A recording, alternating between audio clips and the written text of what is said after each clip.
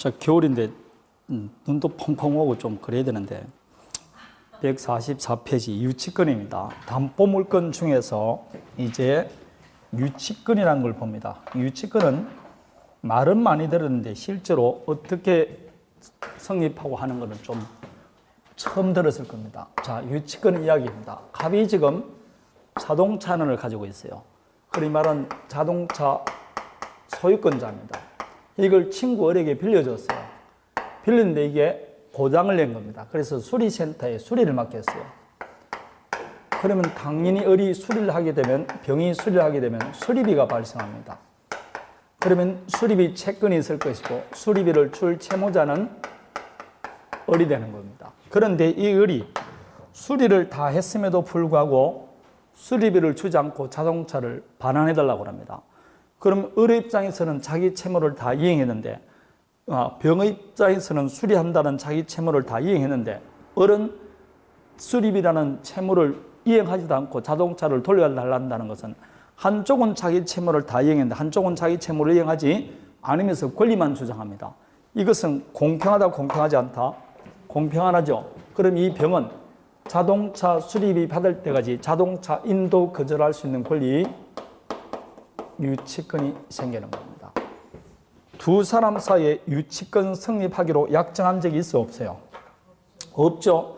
근데 왜 이 병은 이 자동차 유치권이 생겼냐? 이 유치권은 당사자 약정으로 성립되는 게 아니고 이런 요건을 갖추면 당연히 유치권이 인정됩니다. 이런 요건을 갖추면 당연히 인정된다고 어디에 정해있다? 법에 정해졌어요. 법정 담보물권입니다.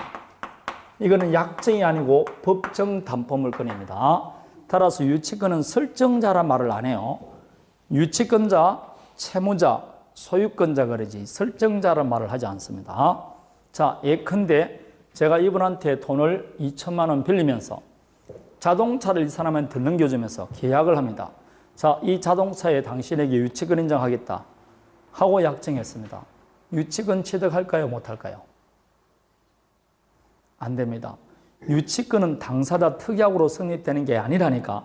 아무리 당사자가 유치권 인정한다고 약정을 하더라도 법에 정하고 있는 요건을 갖추지 못하면 유치권 성립하지 않습니다. 당사자 약정으로 성립되는 거 아닙니다. 반드시 법에 정해진 요건을 갖출 때만 성립합니다. 거꾸로 말하면 법에 정해진 요건을 갖추면 당사자 의사와 관계없이 유치권이 성립합니다.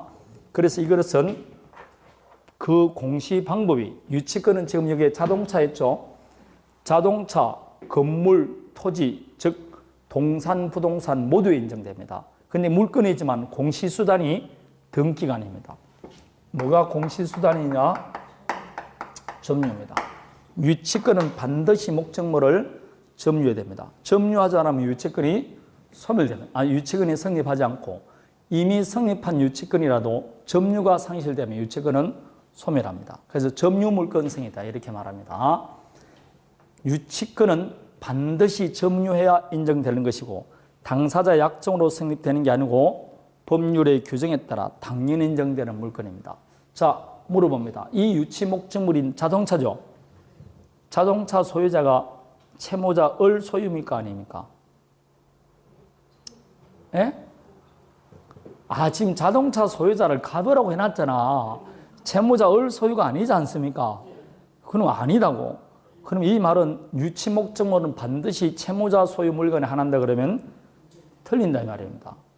반드시 유치 목적물은 채무자 소유일 필요가 없습니다. 제3자 소유물에 대해서도 유치권 성립합니다. 제가 이 그림을 시험장 갈 때까지 유치권 할 때마다 항상 이 그림을 먼저 그려드린다니까. 이걸 기억을 해야 돼요. 그래야 이해가 되지. 유치 목적물은 반드시 채무자 소유일 필요 없다. 유치 목적물은 부동산이 아닌 동산에도 인정된다. 그러면 이 경우 유치권은 물건이죠. 그러면 특정인에게 주장하는 것이 아닙니다. 세상 모든 사람에게 주장할 수 있다. 이 말은 이 병은 채무자에게만 인도 거절할 수 있는 게 아니고 소유권자에게도 인도 거절할 수 있게 없게 있습니다. 세상 모든 사람에게 인도 거절할 수 있습니다. 자, 나중에 보겠지만 이 을은 병은 을에게 수리비 달라 할 수 있죠. 가백의 수립이 달라 할 수 있을까 없을까요? 예?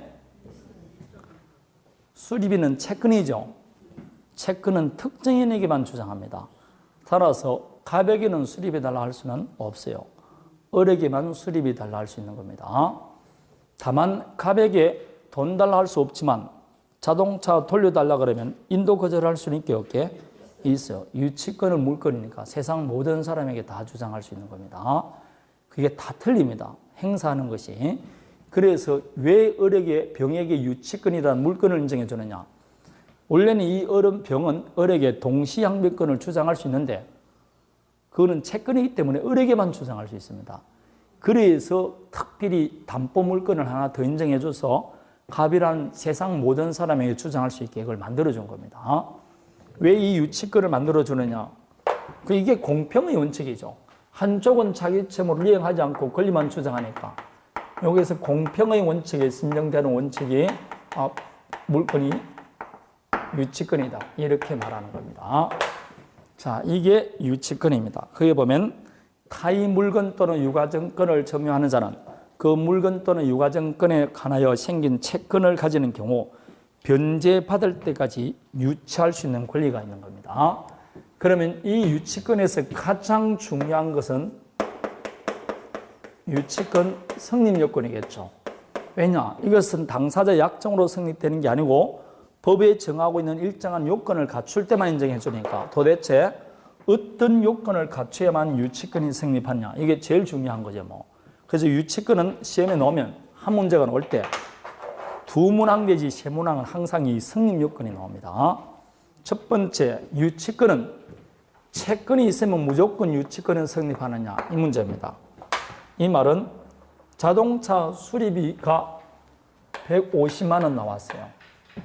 그래서 을이 병에게 150만 원을 변제했습니다. 그런데 병이 인도를 거절합니다. 왜 인도 거절하느냐니까 당신이 작년에 나에게 100만 원 빌려간 적이 있지 않느냐. 실제로 빌려간 적이 있어요. 그럼 너 그 100만 원 주기 전까지는 자동차 못 돌려주겠다. 할 수 있느냐 이 문제가 생깁니다. 분명히 병은 채권을 가지고 있고 을은 채무가 있어요. 유치권 행사할 수 있냐. 거꾸로 말하면 채무가 있으면 무조건 채무자의 재산은 유치할 수 있냐 이 문제가 생기죠. 뭔가 찝찝하죠? 안 됩니다. 유치권이 성립하기 위해서는 유치권도 담보물건이니까 피담보채권이 있어야 되겠죠. 그 피담보채권과 유치목적물 사이에는 밀접한 관련성이 있어야 돼요. 피담보채권과 유치물 사이에는 밀접한 관련성이 있어야 된다. 그 밀접한 관련성을 결련성이라고 해요. 결련성이 있을 때만 유치권이 인정해줍니다. 채권이 있다고 무조건 유치권 인정되는 거 아니다 이 말입니다. 자, 채권과 목적물과에 뭐가 있어야 된다? 결련성이 있어야 됩니다. 그 결련성은 도대체 어떨 때 결련성을 인정해 주는가? 그것은 법조문에 보니까 요 채권이 어디서 생긴 데 있습니까? 방금 물건 또는 유가증권에서 생긴 채권이 있을 건데 있죠. 결국 채권이 어디서 발생돼야 된다는 겁니까? 요 유치 목적물에서 채권이 발생될 때 그 채권에 대해서만 인정해 줍니다. 채권이 어디서 발생됐다? 유치 목적물에서 발생된 채권이 있을 때 그때만 유치권 인정해 줍니다. 대표적인 게 어떤 게 있을까요? 방금 말하던 수리비 아닙니까? 요 수리비는 어디에서 발생됐다? 요 자동차에서 발생됐으니까 인정해 줍니다. 그럼 요 100만 원에 대해서는 인정해 준다 안 해준다? 안 해주죠. 이 100만 원은 자동차와 관계가 없지 않습니까? 그래서 인정해 주지 않는 겁니다. 이해되겠죠? 자, 그 이야기입니다. 그거 외에 부동산에서 인정되는 대표적인 게 뭐 있느냐? 건물 동국 계약했을 때 공사비에 관한 겁니다.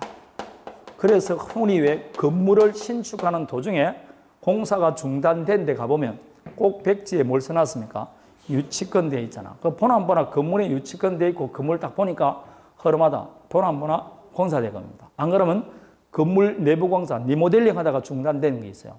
그게 대표적인 뭐라고? 공사된 겁니다. 안 그러면 우리가 배웠을 때 필요비, 유익비, 비용도 어디서 발생됐다? 목적물에서 발생됐죠. 필요비는 목적물의 가치를 유지시키는 듯한 비, 유익비는 가치를 증가시키는 듯한 비 말입니까? 그래서 수리비, 공사대금, 비용사환증권 이게 대표적인 것이라 볼 수 있습니다. 그거 외에 운송비 이런 것들이죠. 동물 침해로 인한 손해배상증권 이런 것들입니다. 이런 것이 인정되지 모든 채권이 있다고 무조건 유치권 인정되는 거 아닙니다. 자, 채권과 유치 목적물 사이에는 결연성이 있어야 됩니다. 그런데 채권과 유치물의 결연성은 필요하지만 채권과 유치물의 점유와의 결연성은 요건이 아닙니다. 결연성은 요건이 아니다. 여러분 2번에 그렇게 나와 있을 겁니다. 무슨 말이냐면 반드시 채권이 목적물 점유 도중에 발생할 필요는 없고 먼저 채권이 발생되고 나중에 목적물을 점유하더라도 유치권은 성립합니다. 그래서 여러분 동그라미 2번을 보십시오. 채권이 목적물 자체로부터 발생하면 족하고 채권이 목적물 점유 도중에 발생할 것을 요하지 않는다. 이해되겠습니까? 그래서 물건 점유 이전에 채권이 발생한 후 그 물건의 점유를 취득하더라도 유치권 인정해 줍니다. 그런 걸 점유와의 결연성은 요건이 아니다 이렇게 말합니다. 예컨대 여러분 지나가는 개가 나를 물었어요. 개 중에서도 작은 개, 새끼 개입니다. 그래서 줄이면 개새끼라고 합니다. 그게 내 다리를 물었어. 그러면 내 손해 발생해서 안 했어요. 개는 사람입니까? 물건입니까? 그 물건으로부터 손해가 발생했어요. 근데 개가 없어. 없다니까. 근데 3개월 뒤에 개가 우리 집에 쫄래쫄래 들어옵니다. 바로 바가지 엎어야 된다, 안 엎어야 된다? 엎어야 됩니다. 그때부터 뭘 주장하면 된다? 유치권 주장하면 됩니다. 왜냐? 먼저 뭐가 발생했고, 채권이 발생했고, 나중에 목적물을 점유했죠. 그래도 유치권 성립한다 이 말입니다. 그래서 손해배상하기 전까지는 개 돌려줄 필요가 없습니다. 그게 동물 침해로부터 발생된 손해배상이에요. 더 나아가서 말 물건 하자로부터 발생된 손해다 이 말입니다. 그 손해배상입니다. 자, 이게 가장 중요한 요건입니다. 채권과 목적물의 결연성이 필요하다는 것. 다음에 변제기 도래할 것. 변제기 도래 안 했는데 돈 달라 할 수는 없지 않습니까? 두 번째, 그게 세 번째, 목적물을 뭐 하고 있어야 된다? 점유. 직접 점유든 간접 점유든 반드시 점유하고 있어야 됩니다. 점유하자라면 율권은 성립하지 않습니다. 그런데 이 점유는 적법한 점유예요. 따라서 도둑님이 자동차를 훔치고 수리를 했습니다. 그 수리비에 관해서는 유치권 인정 안 돼요. 왜냐? 도둑님은 점유 자체가 위법합니다. 위법한 점유에서는 유치권 인정되지 않습니다. 그래서 불법 행위로 인한 경우에는 유치권 성립하지 않습니다. 적법한 점유일 때만 인정해 줍니다. 만일 불법 행위로 점유한 경우도 유치권 인정한다 그러면 도둑놈은 자동차 훔치면 무조건 수리부터 먼저 하고 들어갈 거 아닙니까? 안 됩니다. 자, 다음에 독특한 거는 유치권 배제 특약이 없어야 됩니다. 유치권은 법정 담보 물건이지만 당사자사에 유치권 인정하지 않는다는 배제 특약 할 수 있을까 없을까요? 있습니다. 그 배제 특약하면 유치권 성립하지 않습니다. 따라서 건물 같은 건 리모델링 할 때 수리비를 설사 주지 않는다 할지라도 건축업자가 건물을 점유하지 않는다. 즉 유치권 행사하지 않는다. 특약할 수 있게 없게 있습니다. 특약하면 유치권 성립하지 않습니다. 따라서 유치권은 배제 특약할 수 있게 없게 있습니다. 우리 시험에 2년마다 한 번씩 나옵니다. 유치권은 법정 담보물건이므로 배제 특약할 수 없다는데 할 수 있다니까. 배제 특약하면 유치권 성립하지 않습니다. 그 배제 특약이 없을 때만 유치권 성립합니다. 그래서 유치권 배제 특약이 없을 것 돼 있는 겁니다. 예컨대 봅니다. 이 배제 특약은 명시적, 묵시적으로 다 가능합니다.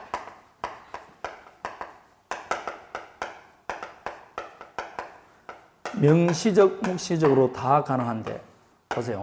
갑과 할 사이에 건물 임대차 계약이 체결됩니다. 그러면 임차인이 임차 목적물을 점유하는 도중 필요비, 유익비가 발생할 수 있어요. 이 비용은 임대인이 부담해야 되니까 비용 상환청구권이 있겠죠. 그 비용은 목적물에서 발생됐으니까 제가 방금 유치권 성립한다 그랬습니까? 안 했습니까? 유치권 성립한다 그랬죠. 근데 두 사람 사이에 유치권 인정하지 않는다는 특약할 수 있게 없게 있다니까. 그걸 명시적으로 하지 않고 묵시적으로 할 수 있습니다. 어떻게 하는 것이냐? 갑과할 사이에 임대차 계약을 체결합니다. 계약서에 어떻게 쓰느냐? 거기 2항이 나와 있습니다. 임대차 종료 시 임차인은 건물을 원상복구하여 명도한다. 이걸 원상복구 명도특약이라고 합니다. 이렇게 원상복구해서 명도특약한다, 명도하기로 한다 라고 특약했죠? 그럼 이렇게 특약하면 뭘 못 받느냐? 필요비익비 못 받습니다. 이건 비용을 포기한 것으로 봅니다. 비용 포기했다는 말은 여기서는 이 비용에 관해서는 유치권 성립하게 안 하게 유치권 성립하지 않습니다. 이게 대표적인 유치권 포기 특약으로 봅니다. 이거 좀 어렵습니다. 나중에 임대차 할 때 나오는데 임대차 하게 되면 임차인이 목적물을 반환해 줘야 되는데 그럴 때 원상복구해서 명도한다는 특약하면 필요비익비 포기한 것으로 봅니다. 그래 되면 유치권 포기 특약으로 봅니다. 이거 나중에 판례 중에서도 굉장히 유명한 판례입니다. 이거 외우셔야 됩니다. 여러분이 만일 임대인이다. 임대차 계약 체결할 때 계약서에 임대차 종료 시 임차인은 임차 목적물을 원상대로 복구하여 명도해야 한다. 그에 관한 일체 비용은 임차인이 부담한다. 딱 이렇게 특약하죠. 그러면 세입자는 비용 받을 수가 없습니다. 그 특약 자체가 비용을 뭐한다? 포기한 것으로 봅니다. 그럼 그때는 임차인이 임차 목적물에 들어가면 필요비도 못 받고 유익비도 못 받습니다. 제 말이 아니고 누구 말씀이라고? 판례가 그렇게 했다고. 이걸 원상복구 명도특약이라고 합니다. 그럼 필요비익비 못 받습니다. 요 네 가지 요건입니다. 이 네 가지 요건을 갖출 때 유치권은 성립합니다. 자, 요 네 가지 요건입니다. 제일 중요한 게 1번이죠. 모든 채권이 다 되는 게 아니고 결련성이 있을 때만 가능하다. 그렇게 말합니다. 다음에 이렇게 유치권이 성립하면 유치권이 효력인데 뭐 효력은 나중에 우리가 급 볼 때 확실하게 보면 됩니다. 간단하게 보면 1번 유치권자는 목적물을 뭐 할 수 있다? 계속 유치할 권리, 점유할 권리가 있습니다. 다음에 만일 채무자가 변제를 하지 않는다. 그러면 유치권자도 목적물을 경매 신청할 수 있습니다. 다음에 이런 경우도 있습니다. 간이변제 충당이라는 게 있어요. 무슨 말이냐? 지금 조기 예를 들어 볼 것 같으면 지금 갑이을에게 자동차를 수리를 맡겼어요. 그러면 자동차 봅니다. 그래서 수리비를 주지 않기 때문에 유치권을 주장하고 있습니다. 그런데 이 수리비를 주지 않는다고 해서 자동차 경매 신청하면 경매하면 경락대금 다운되게 안 되게? 다운되죠. 그리고 경매 비용 들어갑니까? 안 들어갑니까? 국가가 공짜로 해주는 게 아니에요. 그 비용 다 공제됩니다. 그래서 돈 받으면 갑도 손해보고 얼도 손해인 겁니다. 그럼 어떻게 할 거냐? 요 자동차를 경매하지 말고 돈 대신 뭘 가져간다? 자동차를 돈 대신 가져갈 수 있습니까? 없습니까? 있습니다.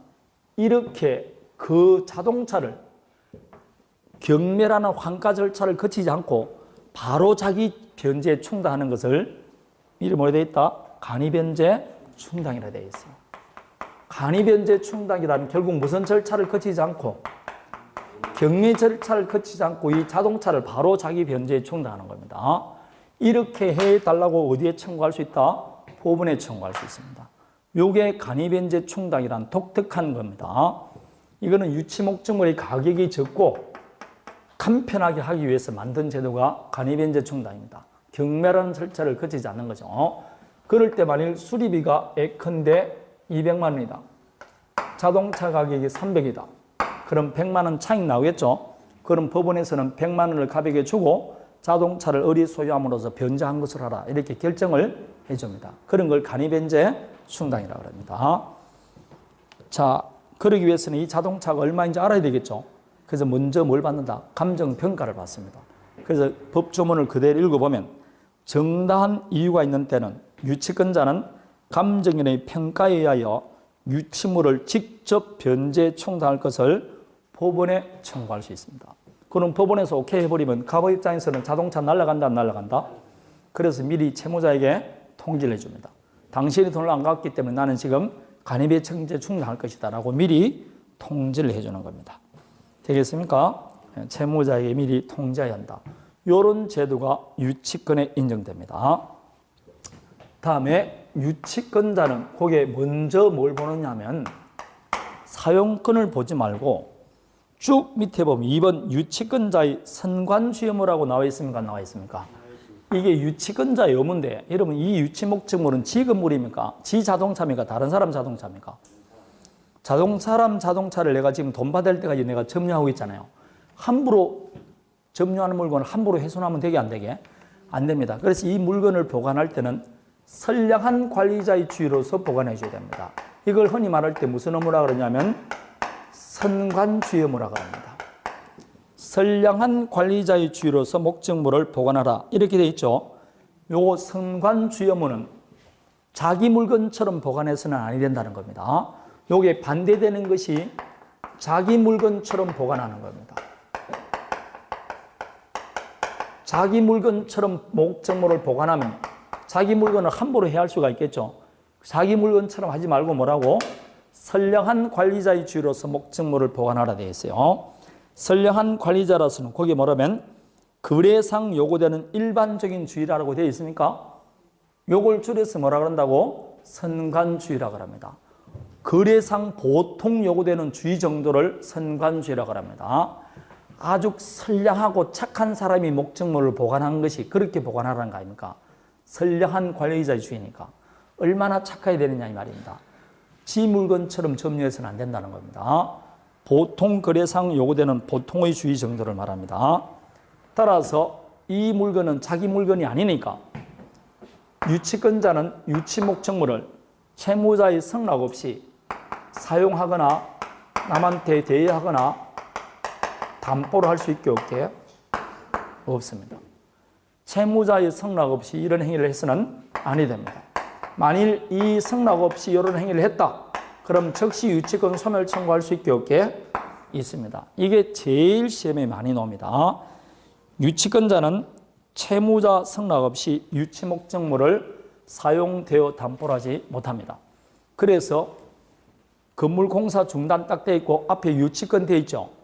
유치권 돼 있지만 그 공사업자가 건물 사용하는 사람은 못 받잖아요. 그냥 빈 그릇 그대로 둔다고.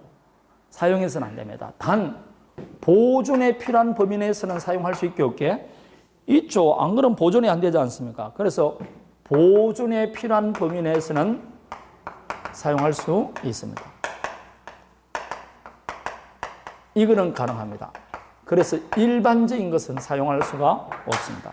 그래서 유치권이 있으면 다 비어있는 게 그 때문에 그렇습니다. 보존에 필요한 범위 내에서는 사용할 수 있지만 나머지 사용권은 없습니다. 그냥 뭐만 하고 있어야 된다? 점유, 유치만 하고 있어야 됩니다. 이 자동차를 지가 부릉부릉 몰고 다니면 돼? 안 돼? 안 된다 이 말입니다.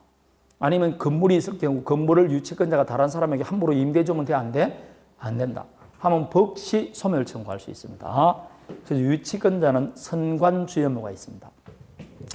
그러나 유치권자로도 보존에 필요한 범위 내에서는 사용할 수 있게 없게 있습니다. 자, 이런 겁니다. 요게 유치권입니다. 유치권. 다음에 유치권 소멸 원인이 있는데 유치권도 물건이니까 물건 소멸 원인 다 들어갑니다. 그거 외에 유치권에만 독특한 소멸 원인이 있습니다. 유치권에만 독특한 소멸 원인, 방금 말하듯이 일반적인 소멸 원인 외에 유치권에 특유한 소멸 원인 중에 방금 유치권자는 유치 목적물을 채무자 승낙 없이 사용되어 담보하지 말라 했죠. 이걸 위반하면 즉시 소멸 청구할 수 있습니다. 두 번째, 어떤 사유가 됐든 뭐가 상실되면 점유가 상실되면 유치권은 무조건 소멸합니다. 점유가 상실되면 유치권은 무조건 소멸합니다. 다음에 마지막 하나 있는 게 타담보 제공으로 인한 유치권 소멸 청구입니다.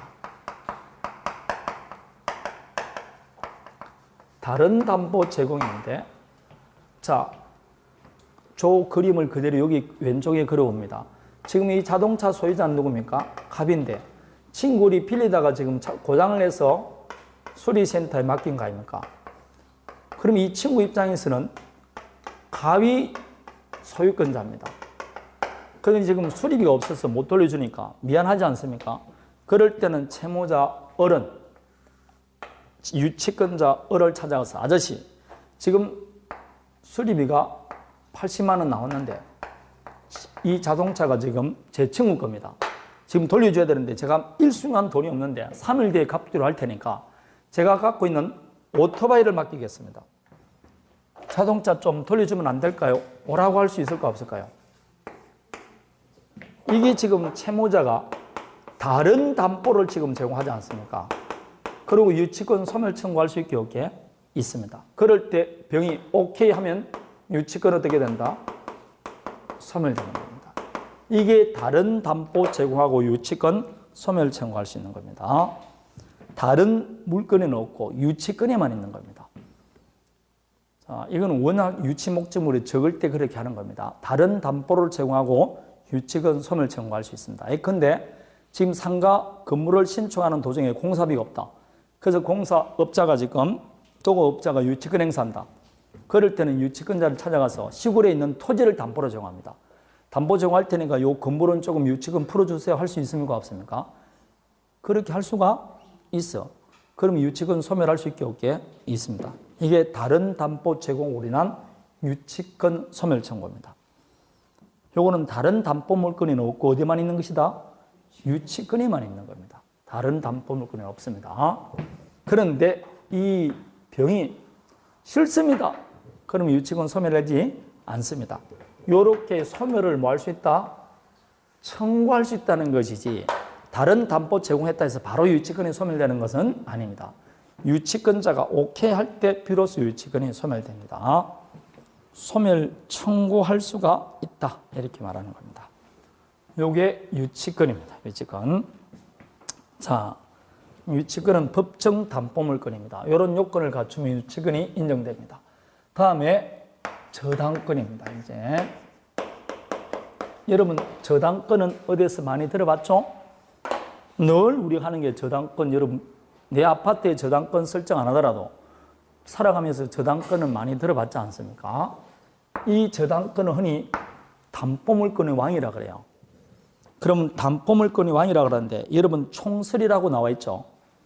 그게 356조인데 그 글씨 중에 딱 한 글씨 때문에 저당권을 담보물권의 왕이라 그래요. 그 글씨 중에 무슨 글씨 때문에 담보물권의 왕이라 그럴까요? 무슨 변제? 담보물권은 공통적인 성격이 무슨 변제라고 그랬는데? 응? 무슨 변제란 방금 아니라 그랬는데 내가. 모르겠습니까? 점유를 이전하지 않고 이 글씨 때문에 그랬습니다. 점유를 이전하지 않고. 그게 가장 담보물권의 중에서 저당권을 담보물권의 왕위로 만드는 겁니다. 자, 갑이 지금 공장을 운영하는 사람입니다. 그 공장을 운영하기 위해서 운영자금이 필요해요. 그래서 10억이라는 돈이 필요합니다. 그래서 이 채무자가 을에게 10억을 빌리고 건물에 저당권을 설정합니다. 자, 저당권 설정한 다음에 이 저당 목적물인 공장은 저당권자가 점유합니까? 여전히 설정자가 점유합니까? 내 아파트에 저당권 설정하더라도 은행에서 점유합니까? 내가 여전히 점유합니까? 설정자가 여전히 점유하죠. 이 말은 설정자가 여전히 그 저당 목적물을 사용 수익하게 안 하게 여전히 사용 수익한다니까. 내가 상가에 저당권 설정하더라도 월세는 내가 받는다니까. 저당권자가 월세 받아가지 않습니다. 그럼 갑의 입장에서는 공장에 저당권 설정한 후와 전 사이에 무슨 차이가 있어 없어요? 저는 없죠. 내가 열심히 공장 운영하고 나오면 역시 이익은 내가 뭐라고 챙깁니다. 오히려 공장 때문에 10억이라는 운정자금이 생겼다니까. 따라서 저당 목적물을 저당권을 설정하더라도 사용 가치는 여전히 누가 가지고 있다고? 여전히 설정자가 가집니다.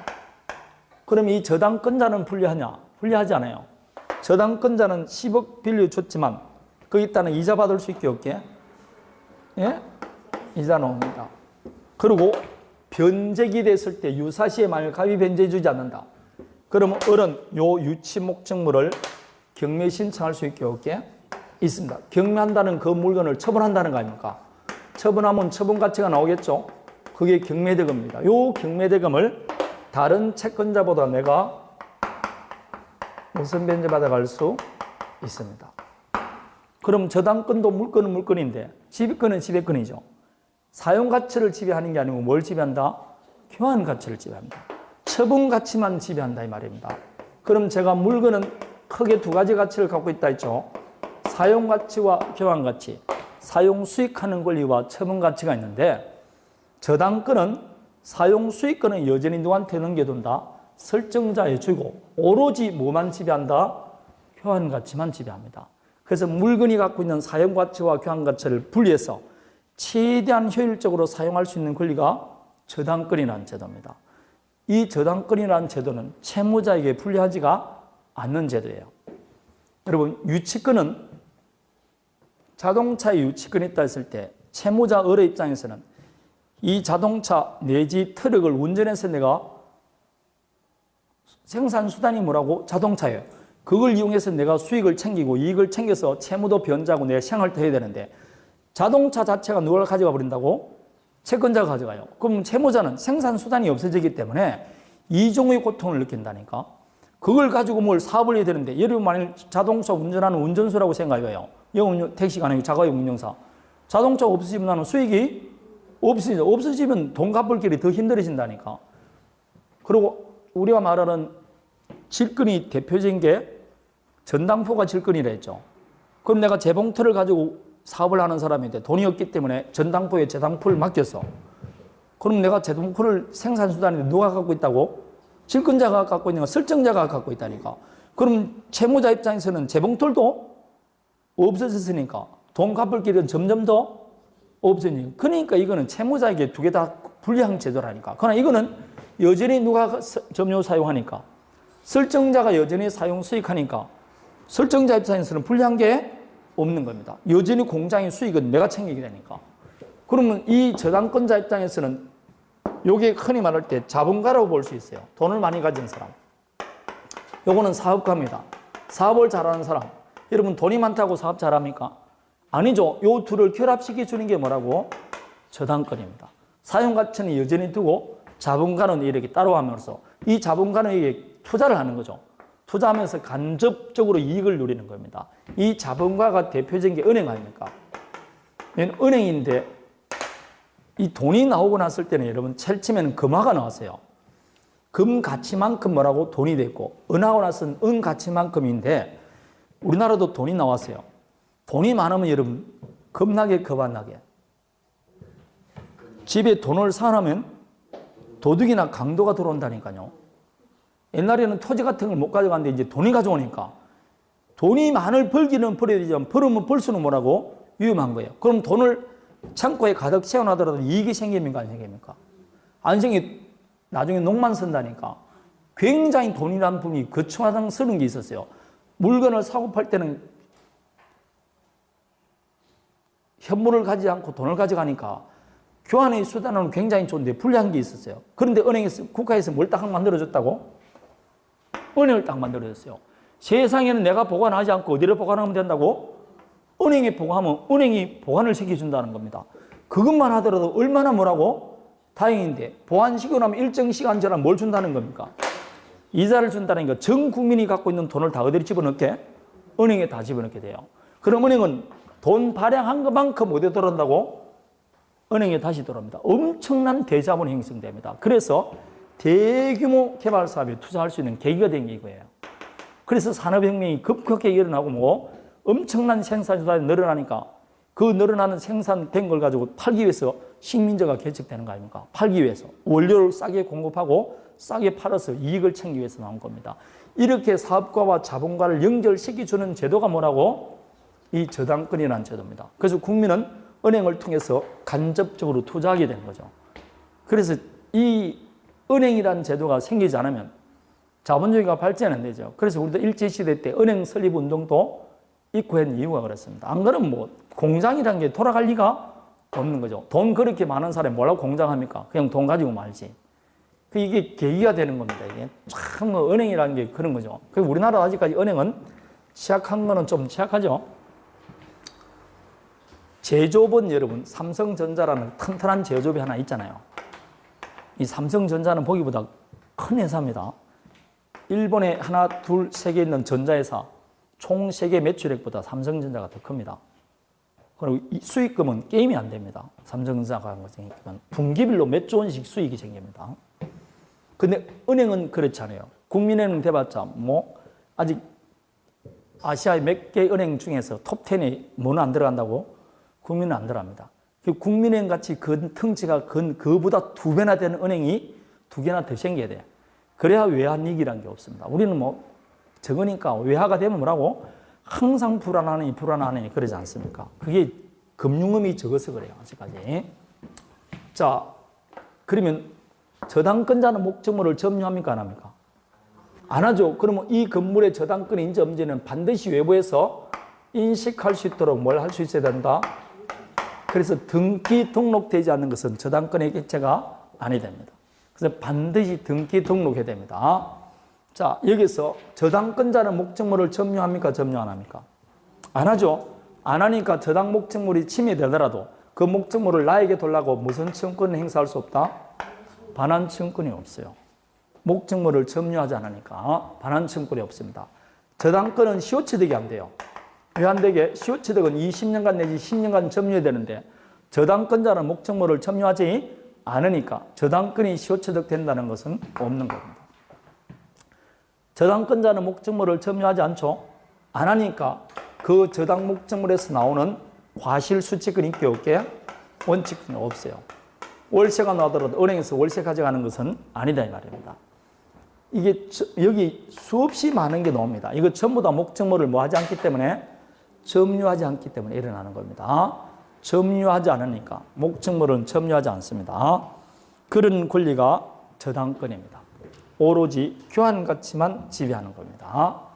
자, 이게 저당권이라는 제도입니다. 점유를 이전하지 않고 되어 있습니다. 그럼 저당권이 성립하기 위해서는 저당권 설정 계약 플러스 물건이니까 뭐 해야 된다? 등기해야 됩니다. 그럴 때 이 저당권 설정 계약의 당사자는 설정자와 저당권자 사이에 저당권 설정 계약을 하는데 문제는 이 설정자입니다.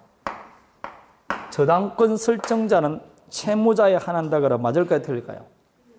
틀립니다. 형님이 은행에서 돈을 빌리면서 내 아파트에 저당권 설정해 줄 수 있어 없어요? 그럼 나는 저당권 설정자지만 채무자는 형님이잖아. 이렇게 다른 사람 채무를 담보하기 위해서 내 건물에 부동산에 저당권 설정하는 사람을 물상보증인이라고 그래요. 물건으로 보증 서는 사람, 물상보증인이라고 합니다. 따라서 저당권자는 채권자지만 저당권 설정자는 채무자일 수도 있고 제3자일 수도 있습니다. 채무자일 수도 있고 물상보증일 수도 있다 이 뜻입니다. 다음에 저당권은 물건이니까 등기해야 됩니다. 등기 등록하지 않은 것은 저당권의 객체가 되지 않습니다. 다음에 저당권의 객체가 되는 것은 등기 등록되는 것인데 여기서 등기 등록되는 것 중에서 우리 민법 외에는 여러분 자동차도 저당권 설정할 수 있습니까? 없습니까? 있죠. 왜냐하면 자동차도 등록하는 것이지 않습니까? 그래서 특별법에 의해서 자동차도 저당권 설정할 수 있고 중장비도 저당권 설정할 수 있습니다. 등기 등록되는 것은 다 저당권의 객체가 됩니다. 다음에 한필 일부에 저당권 설정할 수 있을까 없을까요? 한필 일부에 부동산 일부에 설정할 수 있게 없게? 없습니다. 한필 일부에 물건 설정하는 건 용의물건밖에 안 된다고 그랬습니다. 안 됩니다. 방 한 칸에 어떻게 저당권 설정할 수 있습니까? 아니 되지. 다음에 지상권, 전세권에도 저당권 설정할 수 있게 없게? 내가 한번 했잖아. 전세권에 저당권 설정할 수 있고 지상권에 저당권 설정할 수 있다고 그랬습니다. 내가 한 것 같은데 뭐 할 때 있게? 혼동할 때 있잖아. 혼동할 때. 혼동할 때 있다니까. 을이 지금 건물의 전세권을 가지고 있습니다. 요 전세권에다가 뭘 설정한다? 저당권 설정할 수 있다고 하면서 설명드렸지 않습니까? 그럼 요 저당권은 건물에 설정되는 게 아니고 어디에 설정됐다? 전세권이라 물건의 저당권이 설정되는 겁니다. 할 수 있게 없게 있습니다. 그래서 저당권의 객체는 부동산, 지상권, 전세권이다. 이렇게 나오는 겁니다. 이해되겠습니까? 그래서 지상권, 전세권에도 저당권 설정할 수 있다. 그럼 저당권으로 담보되는 채권이 피담보 채권이죠. 피담보 채권은 반드시 금전 채권에 하나한다. 그럼 맞을까요? 틀립니다. 이 세상의 모든 채권은 다 저당권으로 담보할 수 있습니다. 예컨대 봐봐요. 갑이 지금 을에게 선박을 주문합니다. 배를 주문한다 이 말입니다. 그러면 이 배 주문하게 되면 배를 주문 을은 지금 조선업 아닙니까? 12월 말까지 선박을 건조해서 인도하기로 했어요. 그러면 이 을의 채무는 금전 채무가 아니고 선박을 무엇을 채무? 인도해 줄 채무를 가지고 있어요.